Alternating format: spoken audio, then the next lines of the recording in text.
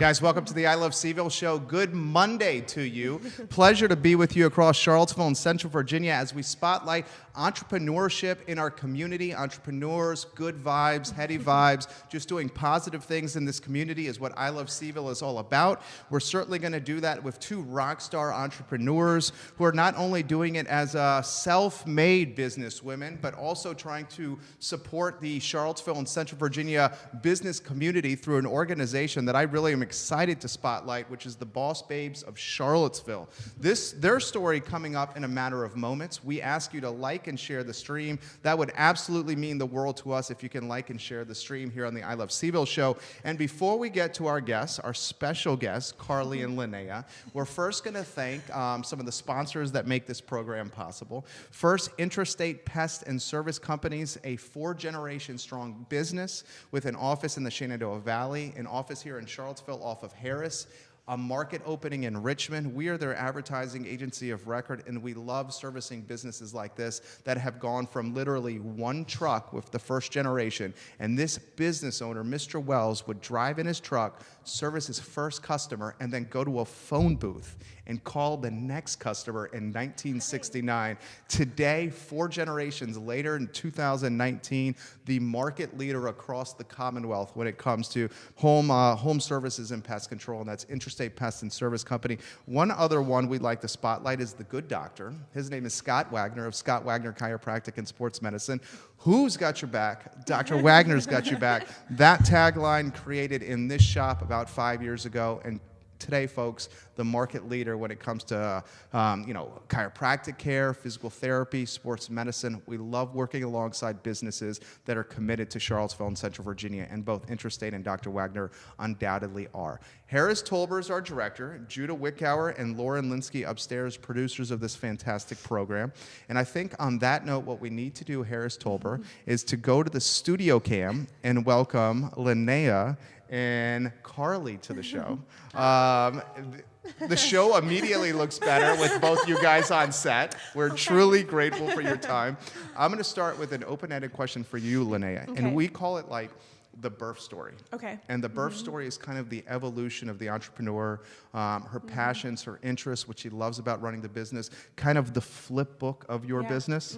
So I'm going to get out of your way and tell me the evolution of Darling Boutique and the evolution of you as a businesswoman. Sure. Whew, that is open-ended. Where to begin? I like to tell stories. I like it. So I went to UVA. So I came to Charlottesville, went to UVA, graduated in 2010. Go Who's? Okay. Final Four, what? But yeah, I went to UVA and I never left. I just kind of fell in love with Charlottesville. And when I was a student, a friend of mine started a blog about Charlottesville called CVille Niche. And which is now evergreen content and out there in the interwebs. But I started this and it just made me super passionate about Charlottesville, and it was all about the local scene and featuring new businesses and restaurants. It started as a way for us to get free food. That's why we started it, because we're like, let's write about business. That's why I started CVille Food and I Love CVille. I swear to God. It's like, let's get free food. Yeah, it's like I can write these off, these receipts and these purchases, because I got this, and then it evolved to something. So I'm going to get out of your way. Yes. No, but it's a great I can reason relate. to start something. Yeah. So that's how we started CVille Niche. And then, I just stayed in Charlottesville. When I first graduated from UVA, I had no idea what I wanted to do with my life. So I got a job, and started doing something. I worked for, you just start doing something. But I worked for Albemarle County Schools for almost 5 years after I graduated from UVA. And I was their web curator and social media manager, and I loved it and learned a lot. But in that time, I was still doing CVille Niche. So I was still really plugged into the local scene and local businesses. And I was an avid retail shopper. Always loved style, and got to know Elizabeth, who owned and started Darling Boutique. So she owned it for 2 years, and then I bought it from her. I was in there. This is my inception story of becoming a small business owner. I love it. I was a consignor, one of her first consignors, and I was in there for a consignment appointment, and she goes, "Do you know anyone who wants to buy a shop?" or would you like to buy my shop? And I said, actually, I would love to talk to you about that.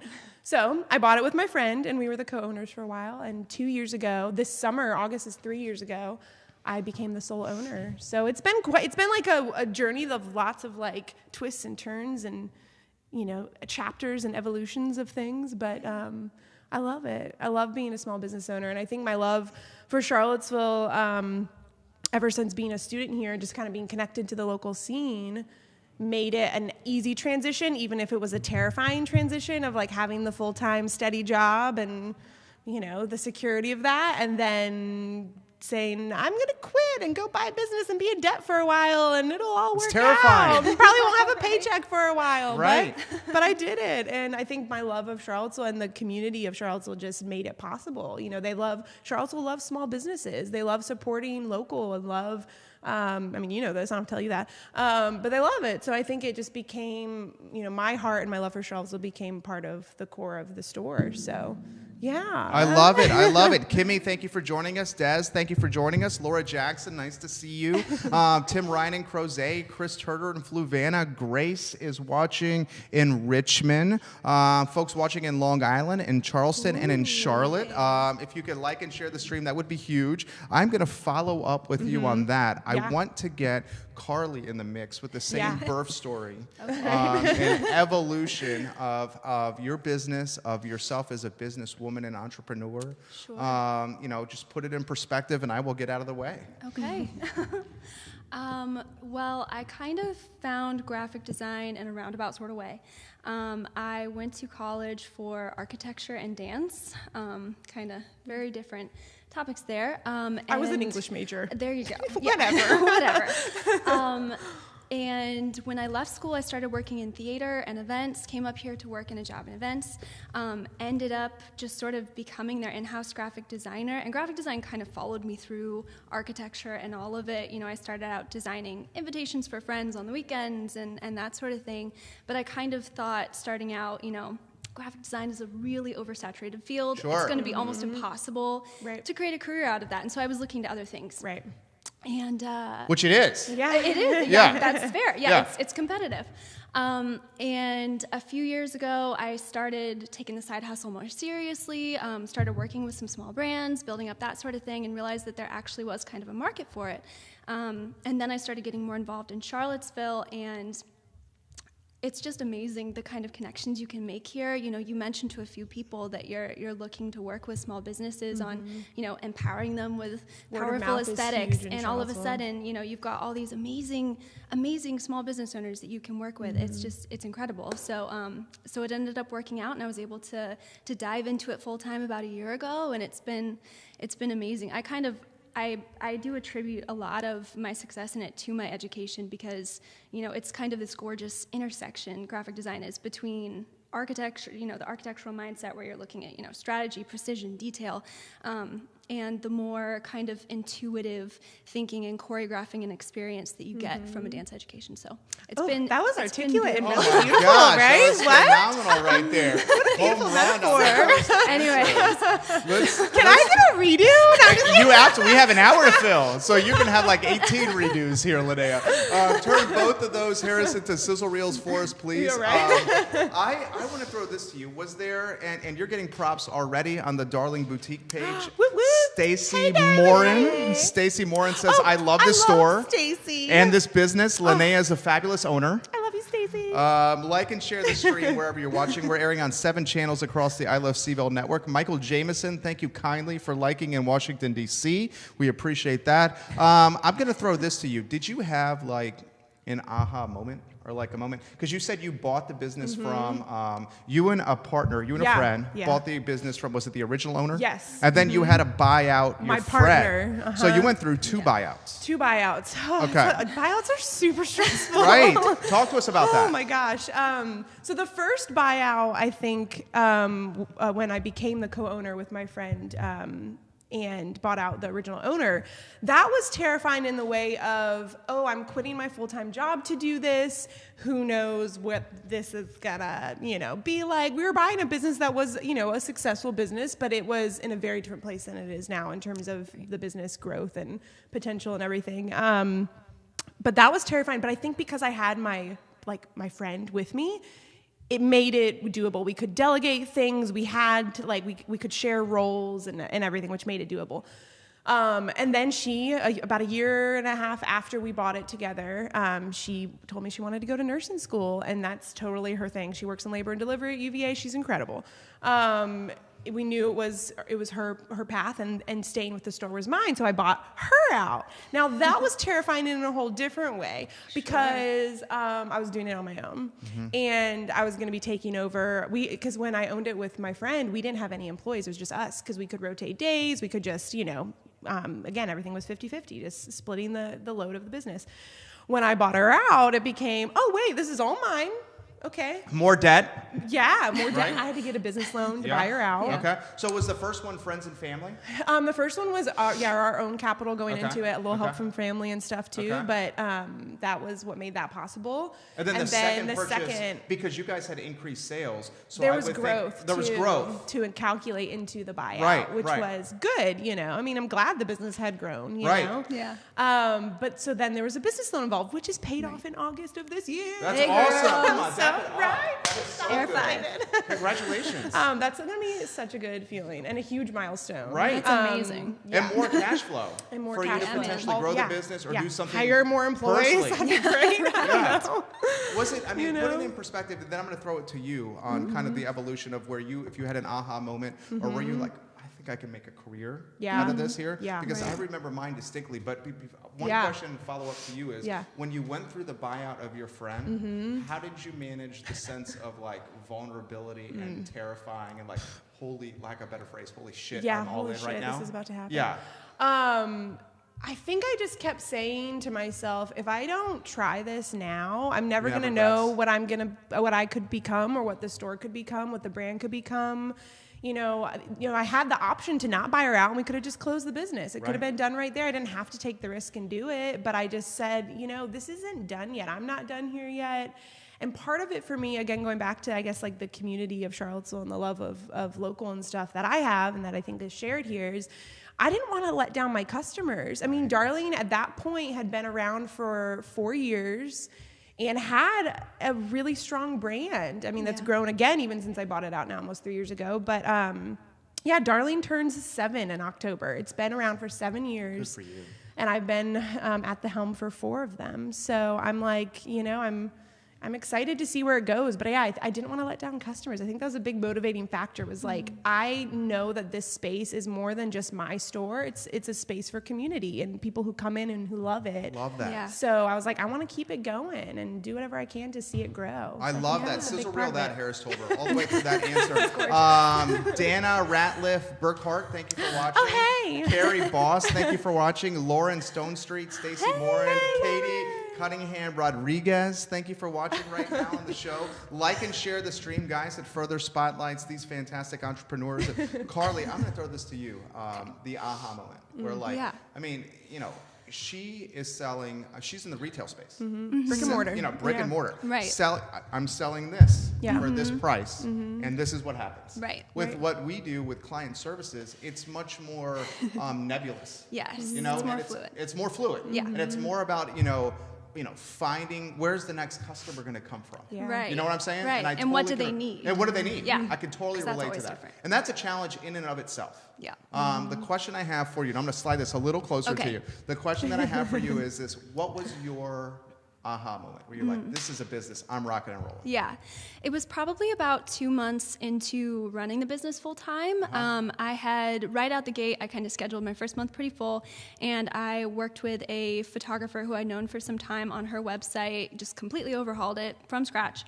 And a month later, she told me that she had booked out the furthest she'd ever booked out. She was booked out a year in advance, and she had never done that before. She was a fairly, new photographer, and that was kind of like okay, I'm doing something here. I'm serving people. I can do this, So it was a big confidence boost, and it kind of helped me to keep moving forward and just being like, okay, you can actually make an impact in small businesses here if you do this right, you know? So I love it. So when you did that, the same question I'm going to throw to you, and how's the audio levels, Harris Tolber? Any advice?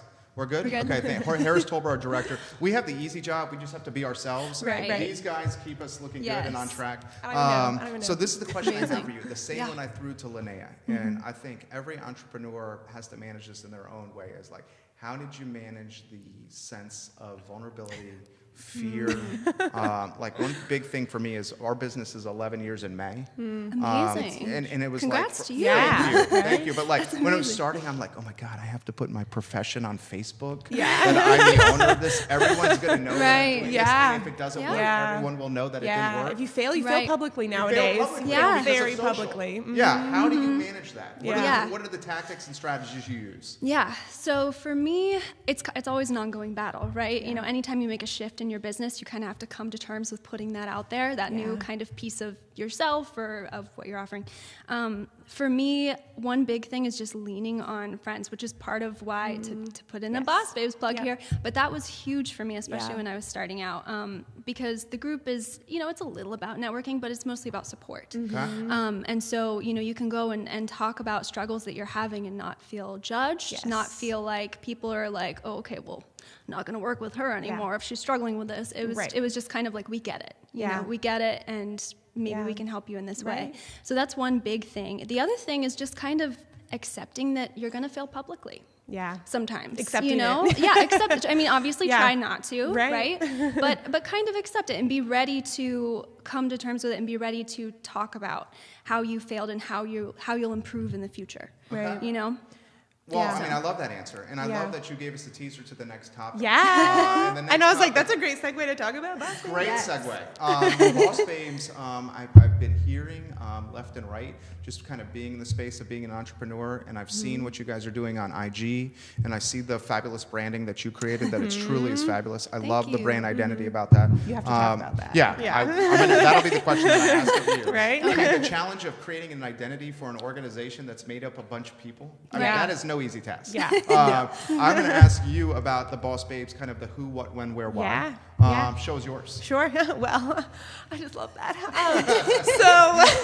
So Boss Babes, okay, to go off of what you were saying, Carly, was this idea of like, you know, you were saying, how did you handle the vulnerability of making these big steps? So after I bought out my co-owner and became the sole owner of Darling, that first year of solo entrepreneurship is where Boss Babes began in that first year.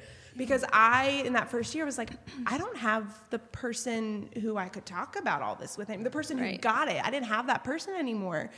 And I felt really, really isolated. And so, yes, I could talk to other friends about it or other people in my life. But again, if they weren't, again, an entrepreneur or really couldn't relate because they didn't have the same lifestyles, like we're talking. It's totally a mindset. Talking different languages. Totally. Like Absolutely. you can say, oh, I get it, or try to support, but it's not like if I talk to Carly about something, she knows that, I know that she gets it, and she knows that I get it. And that's why I said, there's nothing in Charlottesville for women in business like that. There's no.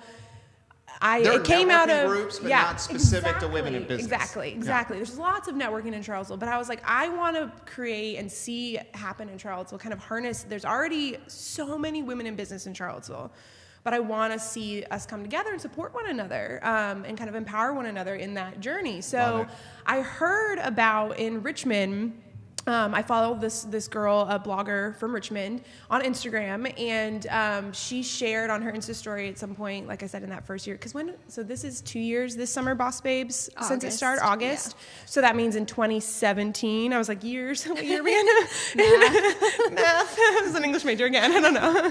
2017 is when it started. So at some point earlier that year, I saw her shared her Insta story that she was going to a Boss Babes Richmond event. And so I messaged her immediately and I said, what is this? Like, what is Boss Babes Richmond? So she told me about it. She put me in touch with the women who are running the group there. Okay. And one of the women in that group, Shannon, helped me start. Just basically was like, here's how we run our group. I created the Facebook group, invited everyone I knew who was a woman in business in Charlottesville to the group to get it going. We had our first meetup in August 2017. And then it became just like a weird space where nothing was really happening. Like conversation was happening, but there wasn't a lot of structure with action the group. Or execution. Yeah, exactly. Because I was like, cool, I did it. Mm-hmm. Now what? Right. Totally get it. It was also that thing of like, I'm still doing this alone. Right. Now what? And you still have your business to run. Right. And this is turning into like probably a huge time suck. There were already hundreds of people in it from the get-go. Right. So it became this thing of like, I got to have some direction. So cue Jess, who's not here right now, but Jessica Norby, who we had met through, I don't remember if it was through Boss Babes or how I met her. I need to ask her how we met, but I think it was through Boss Babes. I think so. But she came into the store one day, came into Darling and just said, you know, like, do you want help running Boss Babes? That's awesome. And I was like, yeah, I really do. I would love to have help running it. So very quickly we sat down, came up with a game plan of like how we were going to have weekly threads and create community and conversation and kind of facilitate that within the group. How we were going to start having monthly meetups with topics and bring in speakers from, you know, women in the community who are in business to speak and share and lead conversation. And so she very quickly became my ever amazing co-leader of the group, who I could not have done that without. And let's give her some props here. Jess Norby. Jess Norby. She's a social media strategist. Also works at Flying Dog Yoga. Yeah, Fly Dog. Fly Dog. Yeah, Fly Dog Yoga. She was supposed to be here. Yes. You know, something came up. Yes. But we want to give her miss some her. props. We love you, Jess. Yeah. How about one of the things I love, and let me throw that question to you, and then what I'm going to throw to you is like how you took it from theory to action, and then how you leverage social to galvanize the group. Yeah. Because one thing I was following was like you guys do this like chain where you're like, all right, ladies, put your IG handles in here, and we're going to get people to follow each other back, which I think is awesome. Because we all, like, as entrepreneurs and small business owners, just having like a like and share of our social accounts is like important. motivating It can be so impactful. and like, you know, does something for us. It's affirming, because it's affirming. It like shows that people are out there like watching and caring, and it's like they're rooting you on. Right, because it's a roller coaster ride. Yeah. So the question I'm going to throw to you, and I'm going to come back for that one. What I'm going to throw to you is like, how do you begin to, and like we're in this space, I know how hard this is. Like, how do you possibly begin to build a brand identity for an organization that is comprised of so many different people with so many different thoughts and, you know, ideas, and like, how do you even like begin to come up with an identity for something that has not even established itself? Right. I think for me, you know, or for us, as we began talking about it, it became really clear that it needed to be not just about the group, but about, you know, the uniqueness of each of our members and kind of celebrating what each person brings to the table individually and the different ways in which we can support each other throughout our individual journeys. So I knew that from the get-go, it needed to have some element that was modular, which is how we ended up on the semicircle kind of motif that we use quite a bit. I love it. It's so good. You know, the idea of, you know, the circle kind of represents unity and community, and splitting it up into parts. And we have some patterns that we use in various ways that have these semicircles kind of, sometimes they're matched up, sometimes they're just sort of one sort of pushing the other, sometimes they're free-floating in space, but they're all kind of on their own trajectory. And it just sort of symbolizes the different ways that we're able to come together and support each other on our own different and it's paths. super cute and colorful too. Yeah, like it's really good. It's made for social. Like you crushed it with that. Absolutely. But it has a crushed heart behind it. Like, okay, so Carly, we met Carly, Jess and I met Carly through the group. Okay. Did you come to the first meetup in February? Our very first one? Did you come to that? I missed that one. I think you came, but like I very came to the quickly second. on, she started attending like every monthly meetup we had. We have coffee hours every month and happy hours, and she was always there. She was a big part of it. But I think in December started the conversation of like we wanted to have a rebrand, because when we started the Facebook group, or when I created the Facebook group, I just copied what Richmond had done. What Richmond had. Copy paste. Right. Sure. And then Jess and I had like created our own structure within the group and stuff, which we can talk about in a minute too. But yeah, in terms of the brand, we had no identity of our own. Right. And so we started to have this conversation with Carly about it. But we kind of were like, you know the heart of the group. You've been a part of our group for a year now. You know who we are. You know what we're about. Go for it. Like, bring us what you got. And when she sat down with us for the first time, and like, I don't remember if we were FaceTiming or in person, but she started, I think we were in person. It was in person. But Jess and I both started to cry because we were like, she gets the group. She gets what we're about. Just that symbolism of support was so beautifully conveyed and captured. Because that's what we're all about. I mean, we, like you were saying, there's lots of networking groups in town. And so we say in our description, like, we are not your typical networking group. Right. We call ourselves a support group because we want to be a space for women in business, whether you own your own business and are an entrepreneur, or just you're thinking about it, Yeah. wanting to make the leap, Totally. or if you're a woman in business, like we have some women who are in, either city government jobs, corporate environments, whatever it is, but you're a boss babe in your They're own all right, badasses. no matter where you are. You're owning your career path and your journey, and we're here to support one another. So it's not just for entrepreneurs. Sure. But it's a support group. It's a space for women to support one another. And she just got it. She just nailed it. She hit it on the head. That answer, guys, was fire. Turn that into a sizzle reel. Harris Tolbert, I really, really appreciated that answer. You have a gift for words, clearly. Guys, like and share the stream. Like and share the stream. Let's give some props to some people that are watching. Aaron Hill, thank you kindly for watching right now. Michael Coleman, Louise Gilliam, Maura McCrills, Tiffany Duck, Christian White. That's my bro. Your bro is watching right now. Shane Howell, thank you for watching right now. Steve Stevenson and New York City watching. We have Rick Riley watching in Boston. We have people watching in Las Vegas. Like and share the stream. I'm going to throw this to you. Thank you, Peter Traverso, for watching in San Francisco.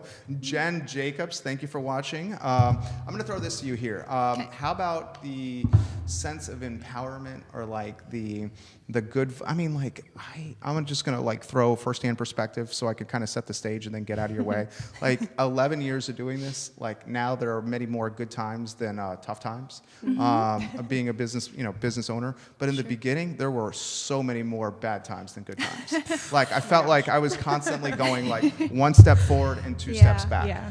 And it was like, this is like soul crushing. Yeah. And it's not, unless it's like you're dealing with somebody else who's been through like the wars. Right. Like, how do you talk about it with somebody who also cannot, like, they can offer support, they can give you a hug, they can put their arm around your shoulder, but they can't be like, I experienced this, and this is what I did to get out of this, and this is what could apply to you. Right. You know what I'm saying? As a Yeah. business, put in perspective the sense of empowerment, the support, like everything that you guys get out of this group. Yeah. Oh boy. Where to even And give us a start with real it? talk into this mic right here. Sorry. 'Cause Okay. You have some good things to say. Okay. Gosh. Okay. So, for one, our monthly meetups, our kind of keystone events, are usually centered around a topic, and we'll have a few speakers, and it's not solely on them to speak, but we do kind of ask some prompted questions of them. Facilitate conversation. Yeah, around a specific topic. And so those are really almost educational, just to really get a clear picture of how other people are operating their businesses and how they're solving these problems, and get real world examples. And even when they're not in your industry, obviously it's all applicable, you know, and a lot of it's around mindset and how we deal with those stressors of being business owners or just women in business in general. So hearing from other people what their experiences are is really incredibly Storytelling is invaluable. very, very powerful. It really, really is. Yeah. It's therapeutic. Yeah. It's so good. Yeah. Yeah? I mean, it's really incredible. And in terms of, not having someone who can kind of be like, I'm in this with you, but I can support you through it.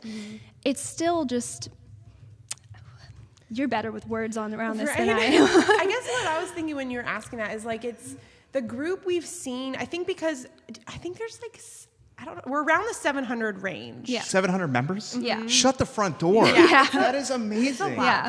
That is sick.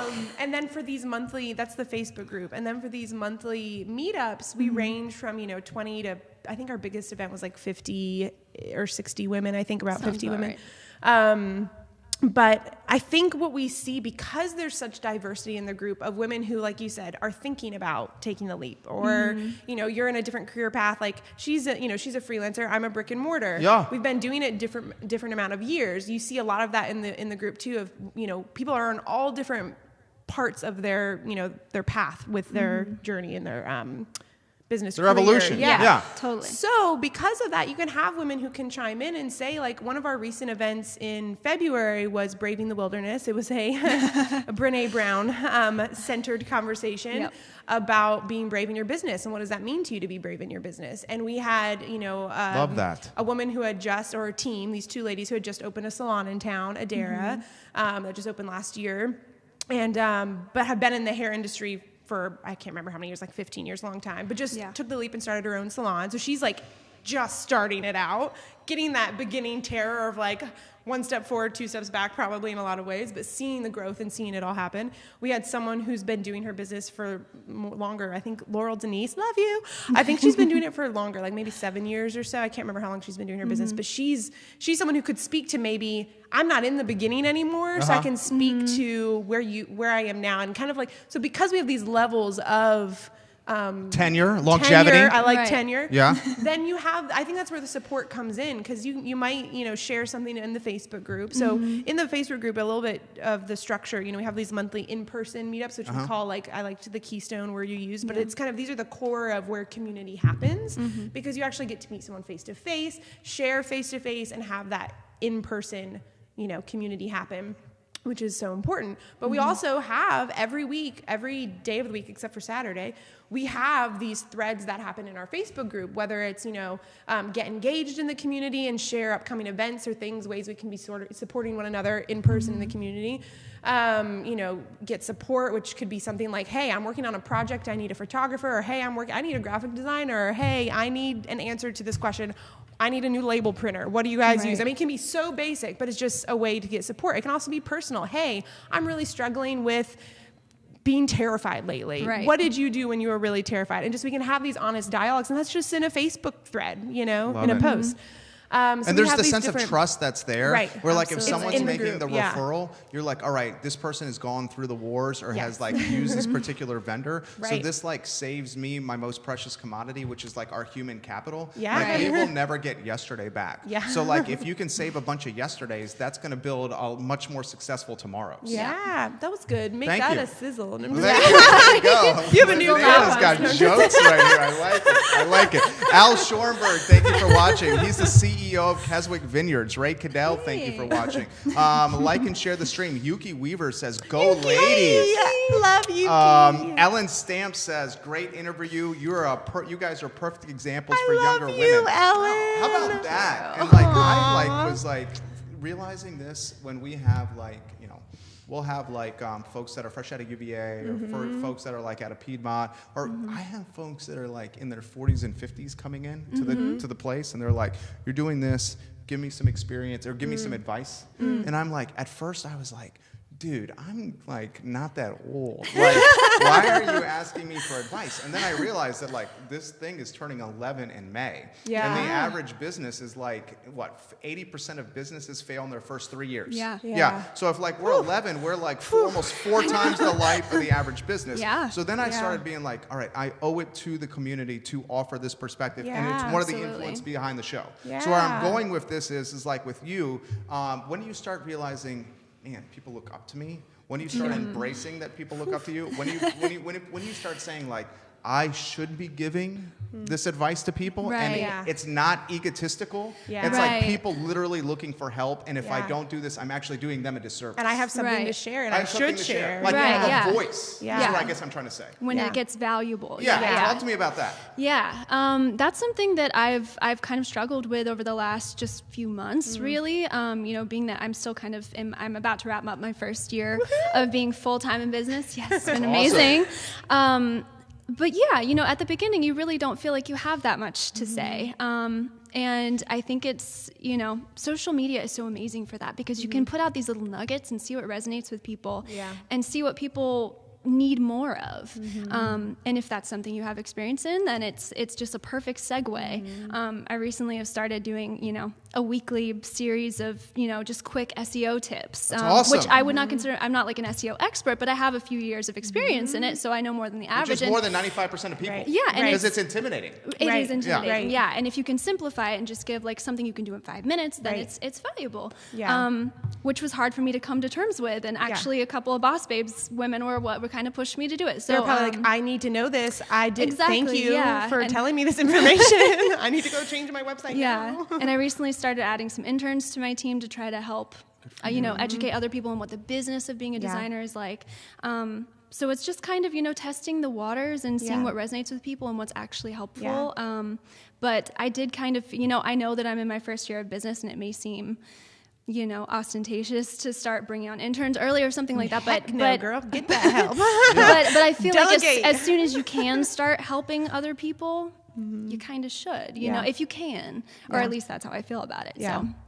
Your thoughts? Yeah. I firmly believe in delegating. Number one, I think my business. I actually was asked this. Who asked me this? Leah asked me, I think, recently this. Yeah. About did I see the business grow when I took the steps to start delegating more? And I was like, yes. Yeah. I did. It's the whole like E-Myth Mastery. That book changed like how I look at the business. It's like work on your business instead of in your business. Yes. Right. Yes. And then when you started delegating, what happened? Yes. Because, like, even though so we're true. like you have to get out of the day to day. I mean, yes, you should still be involved in the day to day. But yeah, you have to be working on the business as a whole, the brand, growing, identity, all these things. And if you're in the day to day in the trenches, you can't do that. Right. You can't. But you know, it's like so effing hard because like I've tried to do this and like, you know, I can already tell you're an alpha.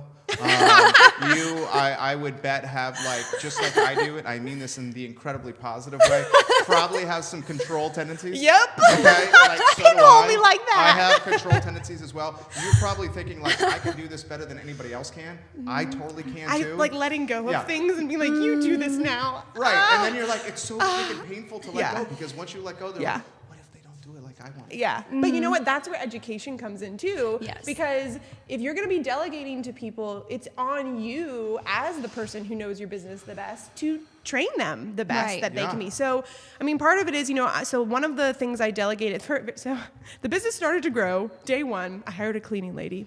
Praise God. I stopped cleaning the store myself. Good for you. That was a big deal. That is a big That was deal. step one, delegation. Step two, I hired Because that's hard. Yeah. It takes, or not hard, it takes time. Yeah, it takes time. And I was like, okay, this is going to be expensive, but you know what? I'm done mopping. Like, I'm done. I should be doing other things for the brand. So that was step one. And that was only that was probably like 5 months into buying the business, being sole owner. I was like, this is number one.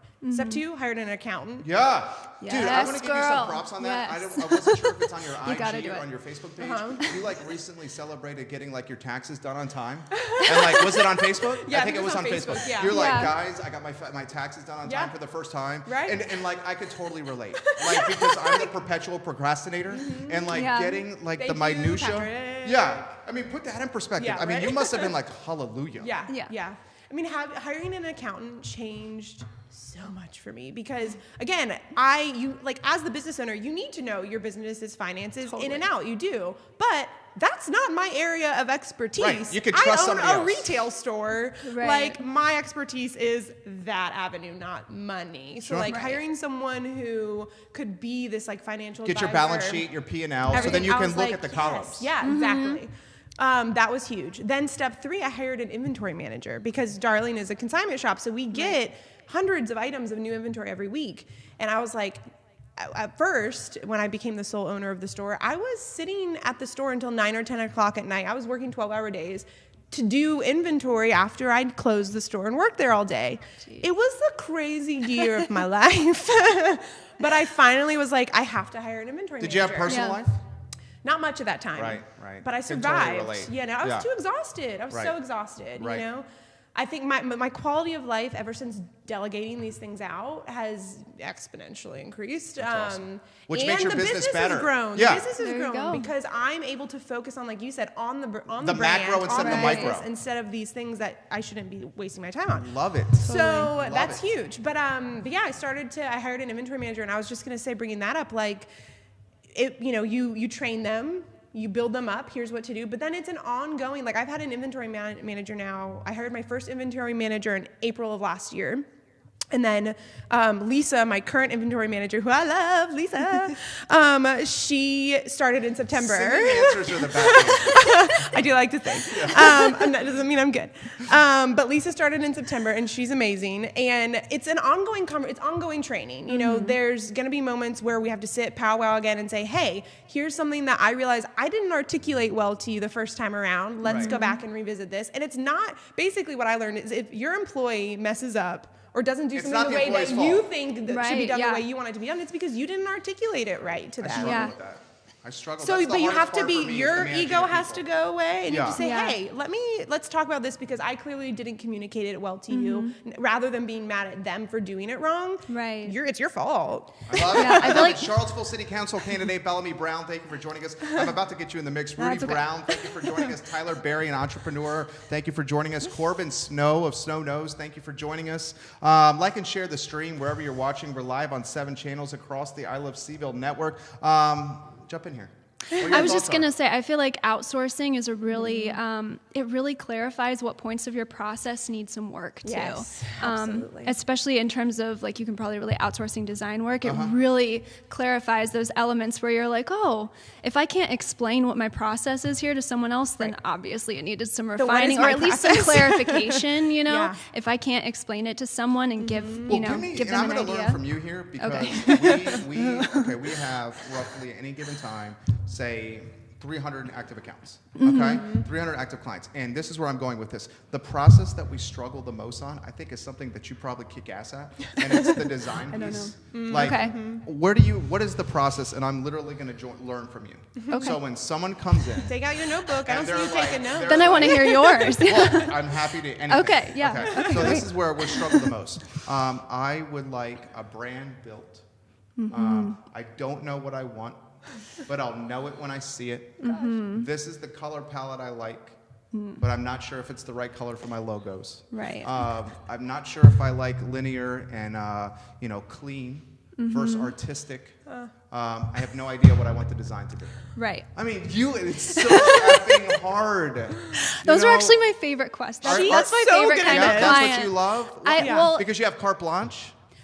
sort of, but then I feel like I have an opportunity to throw it back to them and say, okay, well, let's look at some examples of let's just pull up Pinterest or Dribbble and start looking through things, and what reaction do you have to these elements? Like, what does this typography, what feelings does that evoke for you? Okay. And it's almost kind of it's educational for both of us in that they start to realize what it is they're drawn to. And then it becomes a conversation of, okay, put yourself in your ideal client's headspace. What do you think they're drawn to? And so it becomes, that conversation is just so enlightening I think, for both parties. Yeah. And it's just such a fun conversation to have, talking about what inspires people and what lights them up and what feels true to what they're creating. So I actually love having those conversations. It is difficult. It's definitely a challenge. But then, it becomes a compiling of inspiration and kind of being really clear on why certain imagery works for them and why that appeals to them in the sense of, the heart and the story of their brand. Yeah, So- I love that answer. Okay, so then the follow-up question, the natural one would be the client that comes in and says, this is exactly what I want. I don't care what you have to say. Right. This is what I know what it's supposed to look like. And then you're like, well, why did you hire me in the first place? That wasn't me, right? That wasn't me. I mean, what do you do with those clients? I'm literally learning. No, from you that's here. okay. I get lots of those too. With those, it's always a little bit more challenging because you want to be respectful of what they are drawn to and what they're coming in with. But you also then it's just kind of the same conversation, but we have to take it back more elementary and just say, okay, well, why are we drawn to this? It's still the same conversation of what is this imagery that you're sending me have to explain the evoking? why. Yeah, you still have to get into the story behind it. And when they come in with a clear idea, it can be difficult to kind of to take it back because a lot of times they've already decided. But I think a lot of it's just about making sure you communicate that you respect their opinion, but you respect their business enough to not let it push forward without analyzing if it's speaking to their audience. You're dropping truth. That was really good. Yeah, both answers told her into a sizzle reel. I mean, both. The first answer and the second answer. That was fire. That was so That good. was really good. I appreciate your authenticity and the willingness to offer a vulnerable and true perspective. Thanks. That is very difficult to do. I want to spotlight her move, and let's give Yes. some props to the people that are watching right now. We my get gosh. a lot of people watching. Danielle Jeffers. Danielle! Natalie Coates. That's my sister. Okay. Caitlin Holbrook.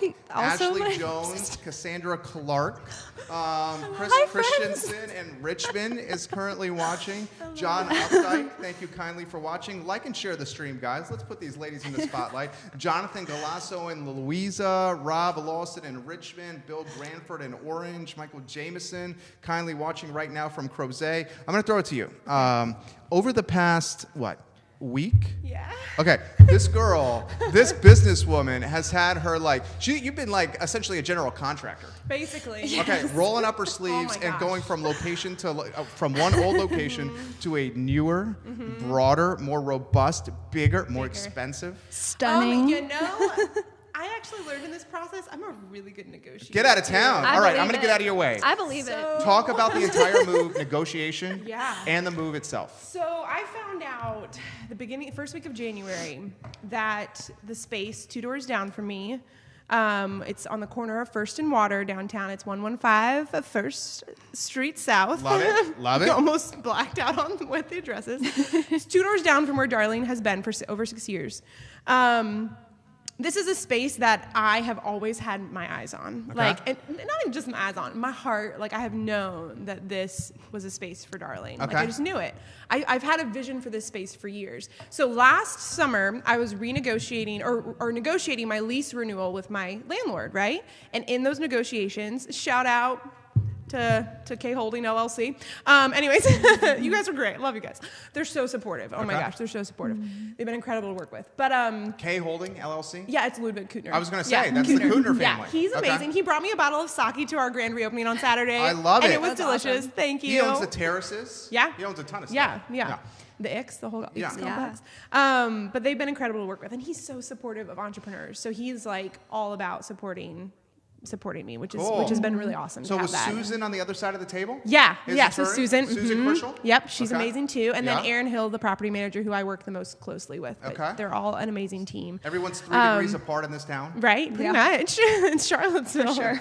But so last summer I was negotiating the lease renewal of the old space now, and I said to them, kind of just being ballsy, said I want to know if the space on the corner ever becomes available. I want first dibs. Okay. And they said sure. We'll tell you if it's ever available. So I got an email from them the first week of January of this year saying, hey, they're not they're not renewing their lease. Do you want to have a conversation about the corner space? And I said, I sure do. Awesome. So I've been having this conversation all of January and February. I was, emailing with them, talking to them about this opportunity. Weighing the decision because it is a bigger space. It is going to be more money, but Can I that ask idea. how much a month? No. Okay. Because you got a sick price, right? I got a sick price. Yeah. Respect that. Total Sick respect. price. I negotiated the heck But out of that. uptick, though. Yes. I mean, but this is the amazing thing. Okay. In my negotiations, because I kept saying, okay, my first email was to my accountant. I said, hey, Can I afford this? Can I afford this? Yeah. Let's have a conversation about the finances. Let's look at, and so he started doing, showed me the growth potential for the store and all that stuff, which is good. Because more square it was, feet means more revenue potential. Right. You More can have sales more per square product. foot, all of Yeah. that, yeah. But it's also more rent per square foot, all the things. So we were figuring out all that. But he basically was like, yes, the business, at the rate you are growing in terms of profits, yes, the business can sustain this. So I said, cool, great. I'm going to continue to pursue this conversation. But in the negotiations with the lease, I said to them, my business loan, like I said earlier today, my business loan is paid off this summer. So I said, can the rent increase happen end of summer? So rent increase is not happening until end of summer. Because cash flow is better. Wow. And the rent increase is exactly what I pay on my business loan. That's sick, because you already know that you can pay Yeah. this business loan Yeah. So cool. because you've been doing Right? it forever. Yeah. So you're just subbing Yeah. in one piece of overhead for the other. Yep, it's amazing. That It worked is the way it amazing. worked out. I was like, wow. But I was incredible. so there. I was seeking. I saw an Yeah, I right? saw legal advice with the actual lease signing, right? Of course. But the negotiation phase happening a month before that, before I even saw a lease, and we're just having these conversations. I was like, I wasn't talking to anyone. I was just going by my gut. I was like, am I doing this right? I don't know how to negotiate this stuff. trusted This your is not. instinct. Yeah, I trusted my instinct, and I was honest. And they even said back to me when I emailed them about, hey, my business loan is paid off end of the summer. can we wait the first 6 months and then have the rent increase to what they had proposed for rent?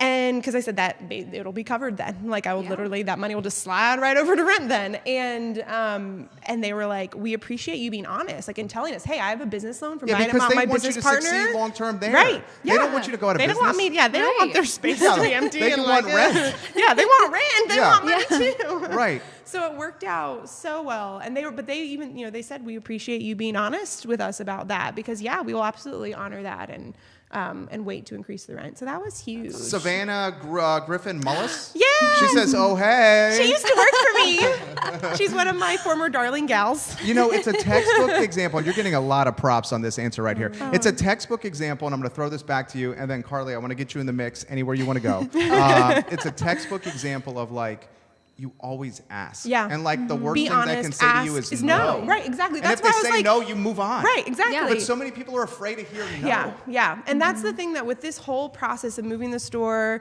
and weighing this decision and trying to figure it out, I kept saying on day one when I read that email from Aaron saying space is available, immediately I'm freaking out. I'm like, I got to do it now. I got to sign today. Oh my gosh, someone's going to take my space. And I just had this sense of urgency hit me. But by the end of the day, I said, you know what though? If this space is for me, the space that I've been thinking about and it'll happen. Dreaming for years, if this happens, or this is it, then the door's going to be wide open. Yeah. I don't need to freak out. I don't need to feel like I have to sign something today. I can be smart about this. I can negotiate. Yeah. So, because I could have just run through and been like, I don't care what you say, I'm signing everything, give it to me, But instead I was like, no, let's talk about this. Let's see what we can do. That was the most impressive part of, because I was kind of, we were working together on the rebrand we were and all doing that the rebrand at the during same time. this whole time. And that was the most impressive part of watching her go through this is the whole time, even, she would say something like, the space opened up or there's this new development with it. And it would be like, oh, I'm clenching for her. I know. And she's just like, but you know what? If it's meant to happen, it'll happen. Yeah. It's going to happen. And it was just the most incredible kind of grounding that. Thank you, just Fran. Amazing. What do you want to see with you? And I'm a big 1, 3, 5, and 7-year goals person. And for me, it was all right, the ad agency. Now what about, you're at 11, what's next? I'm going to buy the rest of this building. Heck yeah. Yeah, and I'm going to fucking do it, man. Do it. Yeah, I'm gonna That's amazing. That's so I'm cool. gonna finish the buyout. You are going to do it. 40%. Wow. We have 23 tenants in here. One of the tenants, Amanda Anastasio, recommended this. Yeah. This interview in the Boss Babe. I'm Amazing. going to buy the rest of this and then keep going from there. And that's awesome. Undoubtedly a goal. Yeah. And then we're getting to the point now where it's the businesses are humming. I'm considering getting into politics because I feel like it's so much. You have a good presence in Charlottesville. Well, and so much of what you said with your business, it's I feel, and I'm going to throw it, back to you. I mean, I feel like the community has been so good to the business. I feel compelled and this sense of civic duty to give back. Yeah, that it's not just a capitalistic way. Yeah. And we pride ourselves in being social entrepreneurs or conscious capitalists where we run a for-profit business, but we do it in a way to live the community better. That's what Darling's all about. That's what you're about. I mean, talk to me about that. Yeah. So Darling, I mean, for those of you who don't know who Darling, what Darling is, it's a consignment shop in town. Sizzle reel this, Tolbert. Yeah, start it again. Start from the top. I love it. So Darling is a consignment shop in town, and it's been open for 6 years. We've won Best of CVille 4 years in a row now. But so consignment at its heart is all about community because women are bringing in their clothing and they're selling it to either buy more clothes or to get a little cash for their clothes. But that's what consignment is. At its heart, it's about supporting the community and giving back to the community. Each sale, there's a dual profit. Carly makes a profit and Darling makes a profit. I just used you as an example. But also, Darling, we have the secondhand portion of consignment and we have handmade. We have over 50 local artisans in the store too, which is something in this new space since it's so big and beautiful and amazing. I want to bring in more and more local artisans too. So I love supporting local, whether it's through secondhand, through this consignment process, or if it's through handmade, through showing people, hey, you can buy this beautiful, whether it's jewelry or this handmade, home decor piece or whatever it is. But, supporting someone locally, when you buy that from Darling, you're supporting Darling, you're supporting two businesses. You're supporting Darling and you're supporting the person who made it. So it's giving back to the community in a really rich way. And I love that. And I think that's why the community buys into it so much and loves it is because they see that my heart and the heart of Darling is community support and bringing community in. So I think that's why they have a sense of pride in it then too. You know, it's like if you're a consignor at Darling, you're making money too. You have skin in the game. Yeah, you have skin in the game, exactly. So, and or if you're an artisan, awesome. you have it too. So I think that's something that's really special about just the business model and what I want to see. I love the kind of business continue to model grow. because the people that are consigning their clothes become evangelists for the brand Yes. itself Yeah. Word of because they mouth. know Yeah. that Yeah. that's how revenue is going to come back in Yeah. their pocket. I'm Yeah. going to follow up with that. Yeah. I need to get you involved here. And, you know, Savannah I'm a Griffin. listener. No. I'm going to get you. What is okay, so you are earlier stage Yes. in the business. What are the goals? What do you want to see? What do you want to see happen with your brand? Yeah. So by about this time next year, I would really love to, because right now it's just me and a couple other people, and we're really more focused on the design aspect. I would like to get a team that can handle more of the comprehensive brand strategy work, Yeah. like copywriting, just things that when clients come to me for design, they need Full those service. other elements also. Yeah. Yeah. So I'd like to build a small team around that, and also just to kind of get some off of my plate so that I can take on more passion Macro. projects. Yeah. I work with a certain number, or I keep a certain number of hours per month available for just nonprofit work, and I would love to increase that. Good for you. That kind of thing. Social entrepreneur. Yeah. So I'd really love to just have more time to work on that sort of project. How do you get the business? Just word of mouth now? Some of it's word of mouth. A fair amount is Instagram. Yeah? Instagram's pretty awesome. It is awesome. Yeah. I'd also like to work with more local businesses. Right now, I'd say about 25% of my business is local, and I'd really like to increase that because Charlottesville's 75% amazing. is out of market? It's out of state. Get out of town. What is Yeah. that, from your ties previously to the other market?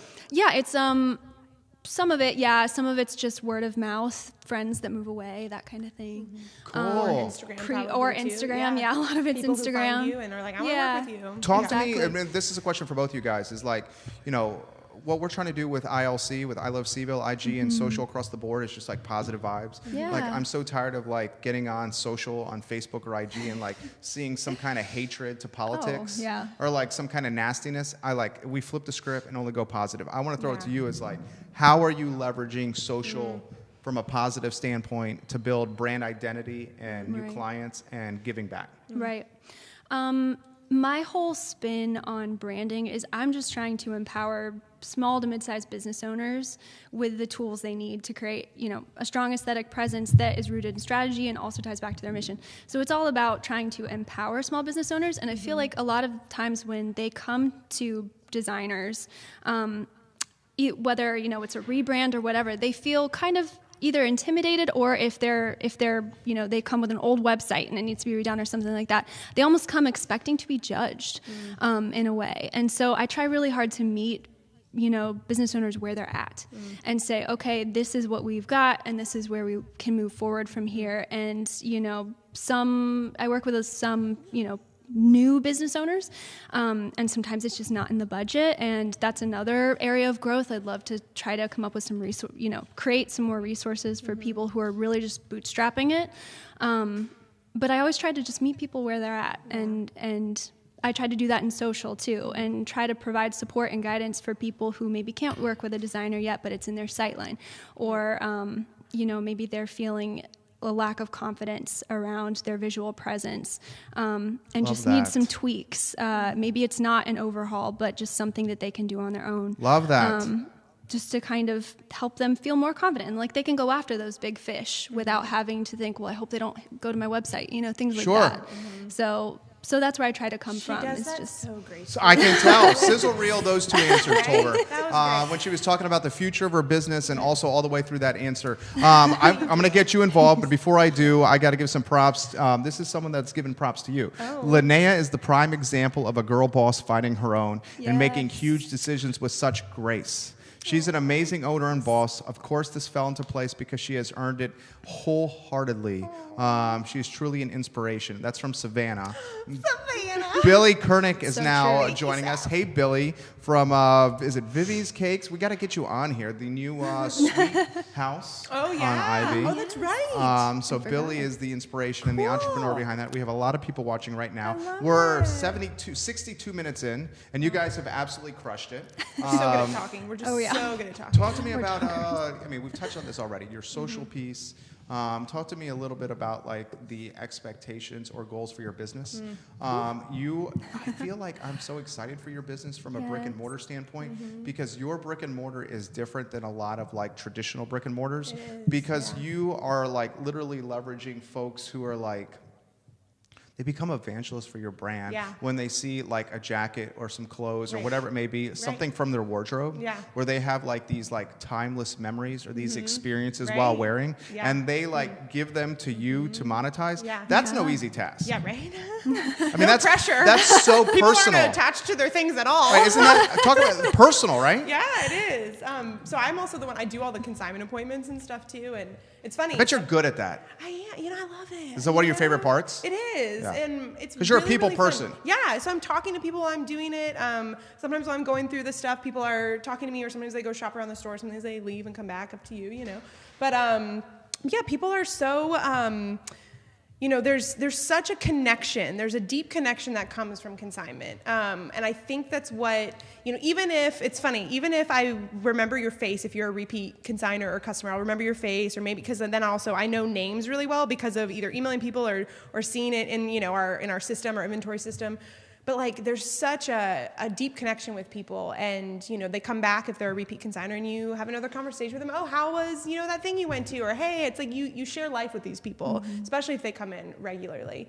But consignment in its heart is just so much about community that I feel like it's been something that I didn't even know I wanted to do in my life, let alone would be good at, if that makes sense. Like, my background, again, I was an English major, worked for the county schools, and then stumbled into business ownership, basically, and I've been figuring it out as I went, you know, and everything. But I love when people come in the store and, ask me, well, first they always go, oh, you're the owner? Or like, are you the owner? And there's like this sense of surprise. And I'm like, yes, I'm 30 and I'm the owner. Yeah, it's because of your youth. They're like, wait, you're the owner? I'm like, yes, I'm the owner. And I think also people don't always expect to meet the owner when they're in a store. Sure. Yeah, you know what I mean? Sure. I'm like, no, I am very present in my store. And even as That's why it's successful. Right. Speaking about like where I want the business to go, yes, I want to have a bigger team and build that and see that, because I love, bringing in like Savannah, who shared that beautiful, sweet thing. She used to work for me. So like, I want, I call them younger than me or young girls because they're younger than me, but I'm 30, so mid-20s girls. Because of the innovation that they provide. The ideas. Right? Like Harris Tolbert. Yeah. I mean, JMU graduate, marketing communications, comes in here and immediately makes us better. See? Yeah, awesome. Skills. But having that, kind of empowerment, and that's what Boss Babes is about too, but that's what I want to see happen through Darling, is having these, my employees, whoever is kind of helping out in the store, become, I want to take them under my wing. I want to empower them, and I want them to feel empowered. That's what I want to do with you, Harris. Do you feel empowered? Yes. But no, it's just something that with the business I really, really enjoy doing and want to see kind of that bigger team grow, but I never want to not be present in my business as the owner. I want to always have a strong presence in the business. But yeah, what I was going to say earlier is I love when people come in and they go, oh, you're the owner, or they say, did you work in retail or did you go to business school? They want to know my background. Right. Yeah. No and no. Yeah. I worked in restaurants my whole life, through high school and college, did catering and bartended and all that stuff. Never worked in retail, but I was an avid consumer of retail. Yeah. And on top of that, you can figure things out. Right. You can like troubleshoot, Savvy trial and enough to error. know. Yeah, exactly. And like people that say like, oh, for me to start a business, I have to go to like get an MBA or I have to do this. No. Yeah. Like why in God's name are you going to come out like tens or hundreds of thousands of dollars of student debt when all you really need is like some practical life experience and like failing a couple times. So going exactly. I was going to bring that up. How earlier you were like getting over the fear of failing basically, and like accepting that failure is going to happen. And I really think that's what you have to have as a business owner. Yeah. Like if you fear failure constantly, or you're screwed. Or if you fear success. Like I've been really that's a big one. Like with this move, with this move into this bigger space, I was really struggling, not with the fear of failing, because I think I've come to terms with that clearly. You were struggling with like, if I go to this bigger space and it booms, how the hell am I going to like manage this? Yeah, I was like, I was fearing what it like could be, because I can see it and I can feel it, and I'm like, I can see where the business is going to grow and where it's going to go. But this fear of just like, what happens if it gets big? Like then what? Yeah. So yeah, you kind of have to accept that too. You have to accept being able to fail and learn from it, and you have to accept, you know, kind of rolling with what could happen if it grows too, and what that means for you as a business owner and your brand. But I think that's why, so at first I thought I was crazy. So Carly is doing Darling's, we're calling it a brand enhancement, not a rebrand. It's not really a rebrand. We're just enhancing the brand. Yeah. But Invigoration, if you meant. Yes, there you go. Yeah. But it's paired so perfectly. We started the conversation in January when I was also beginning the conversation about moving the store into this new space. You did a store move and a brand invigoration at the exact same time. I love that. I don't even know how. Guts, I don't know dude. how you did either. Right? Yeah. And like you were saying, calling me like a foreman, basically going back and forth between the two spaces and like building out, you know, I was the one talking to the electrician and the flooring and like picking out the paint and buying the fixtures. I was doing it all. Not to mention still running the business. Yeah, still running an open business over there. You're the quintessential, and I'm going to do another psychoanalysis here, but it's done in a positive way. You're the quintessential, like, and I am the same way, like ADHD person, where it looks like from everybody else, like, what the hell is going on? But to us, it's like organized chaos. Yes. Yeah. Like, I do better when there's more balls in the air. Yeah, And like most people are like, how the hell do you even do this? I'm just trying to get from point A to point B on this one task. But if I have more balls in the air and I'm juggling it, it keeps me like sharper and more focused. Exactly. It gives me like this, the adrenaline. Yeah, I was just keeps going to me say going. that. Yeah. And that adrenaline is like my superpower. And I work the best creatively under that too. Like if things are real, like still, and I don't have all of that going on, my creativity usually is in that place too. Sure. It kind of gets stagnant. But if there's a lot going on, I'm like, bing, bing, bing, bing. Like I have all these ideas and all these things are happening. Totally can relate to so that. I think working on this brand enhancement alongside the move was good timing, honestly, even though it seemed a little crazy. But you got shit done. Yeah. And it made me dive into, I think it was so important for me, you know, like I said, I inherited Darling from the original owner. Did you consider changing the name? I did. Yeah. But it had already been around for a little over 2 years. Too much equity in the name. And I just felt like it's already got a brand. Yeah. Like it's already has an identity, so I'm going to forge ahead with it. And changing the name at that point, and I'm just playing devil's advocate with you, changing the name at that point would have been solely for you personally and nothing else. Exactly. It would have been like an ego play. Right. It would have been like, you know what, we don't like that name. Yeah. You know? Yeah. Like, so, but for me, it's been this whole evolution, this whole discovery of what does Darling mean to me? What is the brand to me? And yes, of course, through these past 4 years, a lot of that conversation has been had, even internally or, you know, externally, but sitting with Carly and being able to like really dive into that as I was seeing where the business is going and how it's growing and we're moving. Yeah. It made me talk about the business and articulate things of the business in ways I really needed to. Right. I think to set me up in a good place to move forward. That's a testimonial for you. That's a testimonial for Carly. Call that testimonial for Carly right there. All right, this is what I want to do. And Ashley Perry Owen says, "What up, ladies?" Hey, Ashley. She's enjoying the show. And guys, give the show a like and a share, whatever channel you're watching. I want to get, speaking of empowerment, what I try to do is get Harris Tolber in the mix.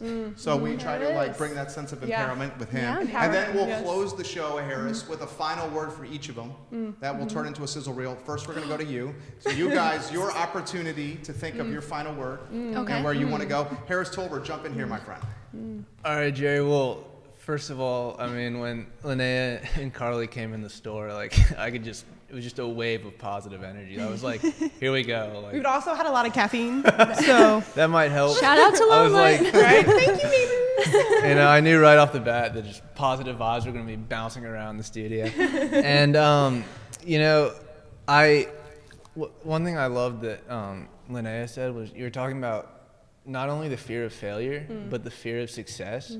And they're two very real things when you're taking a risk. Because the fear of success is almost like, you know, if you pull off whatever risk you're about to take, you're going to be riding a high. It's going to change your life. You're going to be riding a high that you know won't last. You know that you're going to have to go through trials and tribulations after that high. It's going to be a roller coaster. You know, so the fear of success is also a very real thing. And I also like when you said, you know, when you fail these days, you fail publicly. Yeah. And that's tough, but it's also exciting because it's like you're forced to be like, you know, I don't care what anyone else thinks. I'm doing this.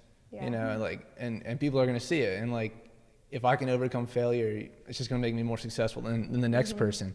And I also love what y'all are doing with Boss Babes of Charlottesville, because a support group goes such a long way. I mean, you can tell yourself you know, I can do this. I can do it, like, as much as you want. But when somebody else who's also in it with you comes up to you and say, you know what, you can do this. You're like, you know what, you're absolutely right. It's just way more reaffirming. It's like, absolutely. So, yeah, I think y'all are doing fantastic things. Oh boy, yeah. that was awesome. I love you, homie. Love you, homie. I'm gonna close with. I'm gonna get out of your way, and Carly, we're gonna go to you here.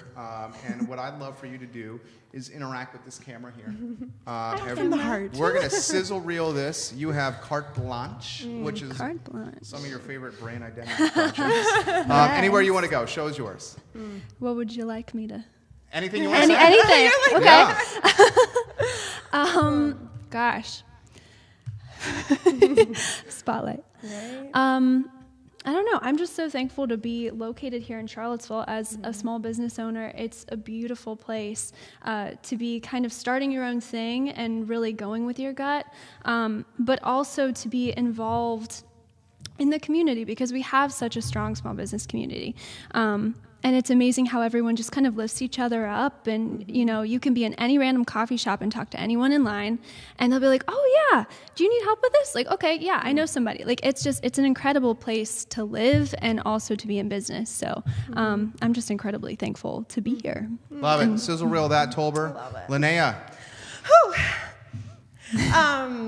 All right, so going off of something that he just said, I think what keeps you sane in your business and what's going to keep you humble in your business, no matter if you fail or succeed, is being yourself through every single inch of it. I know earlier we talked about the human component of being, you know, a business owner in face-to-face, but also online, social media, and your presence. But I think the stronger, and I know Carly can relate to this too, but the stronger you dive into who you are, who your brand is, who your customer is, the more you can walk with confidence and walk out, whether it's your personal life or your business life, but it's just staying true to who you are. I know that's super cliche, but staying true to who you are and knowing who you are, intimately knowing who you are and who your business is and who your customers are, that's what's going to help you succeed. So if you fail, you're going to fail with that grace because in that authenticity you had the whole time you were running your business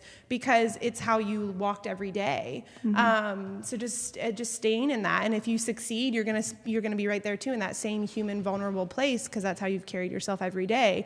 So I think it's just setting you up to handle whatever highs and lows come with being a business owner is if just staying every day super, super true to yourself and knowing yourself. Staying at times, if I feel out of touch with my business or out of touch with myself in some way, you have to sit with that and kind of reevaluate and realign because that's what's going to keep you steadfast and confident moving forward. Love it. Totally. Love it. Awesome. Sizzle Reel Tolber.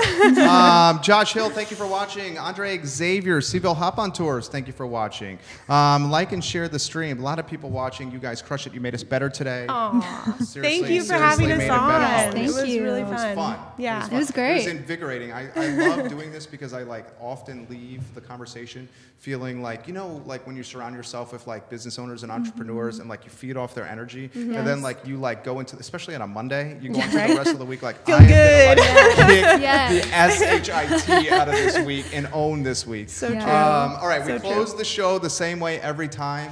Ladies and gentlemen, if you guys give more than you take, you will make Charlottesville better, and you will probably win in the end anyway. Please give more than you take in our ecosystem, in our community, and watch the success that follows if you embody that mindset. I also want to talk about the golden rule. I'm not going to make this about religion. I'm just literally making this about treating people like you want to be treated yourself. Charlottesville, Virginia needs this more than ever. The golden rule. Be nice to somebody. Smile to somebody. Walk down the street and say, hey, how are you doing? Open the door for somebody. Let someone go ahead of you at a red light. Pick up a piece of trash. Okay? It's the small things. And if we have this collision of a bunch of small things, you may see it as a micro impact, but it's going to have a macro impact in our community. And Charlottesville right now needs a positive macro impact as we continue to migrate and as we continue to assimilate ourselves away from August 12, 2017. I'm Jerry Miller. This is the I Love CVille Show on the I Love CVille Network. We thoroughly enjoy connecting with you guys on this platform. Tomorrow we are back with Dave Norris. Dave. former Charlottesville mayor, Yeah. Dee Dee Smith, one-time school board member, and Don Gathers, who considered running for Charlottesville City Council, has pulled out of the race. And we're going to do a full-service analytical assessment of what's transpiring in Charlottesville with these three fantastic individuals. I'm Jerry Miller. It's the I Love CVille Show. We'll see you tomorrow at 12:30. Woohoo. All right. Work. Yes. Work, ladies. You crushed Yay. it. Crushed it. One last thing we got to do is take the photo. Oh, yeah. All right. The photo is the Facebook preview and the cover of the...